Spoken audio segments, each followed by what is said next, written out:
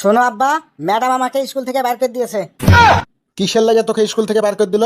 তুমি স্কুলের বেতন ঠিক মতো দাও না, তার লাগে। তাই? আচ্ছা, তোর ম্যাডামের নাম্বারটা দে, আমি কথা বলবো। হুম হুম, ম্যাডামের নাম্বার দেবো আর তুমি পটে ফেলবা, আর আমি বসে বসে আঙ্গুল চুষবো, তাই না? আচ্ছা, আপনার পায়খানা কেমন? এই গরিবের পায়খানার কেমন হবে? যেমনই হোক বলতে হবে তো নাকি? ওই ধরেন 3 পারে পাটখড়ি বেড়া দেওয়া আছে, আর উপরে ফাঁকা, আর ওই নিচে ধরেন বাঁশের চ্যাগার আছে।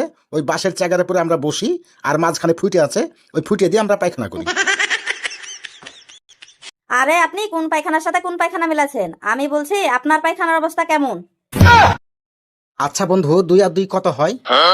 কেন রে, তুই কি জানিস না 2 আর 2 4 হয়? কিন্তু বন্ধু, আমার বউ যে বললো 2 আর 2 5 হয়। বউ বলেছে 2 আর 2 5 হয়, বউ যেহেতু বলেছে ওটা ঠিক। খবরদার বইয়ের কথা অমান্য করিস না।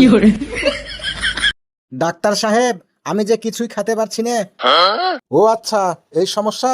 তাহলে আপনি এই ওষুধটা খায়েন। ডাক্তার সাহেব, এই ওষুধটা কি আমি ভাত খাওয়ার আগে খাবো না ভাত খাওয়ার পরে খাবো?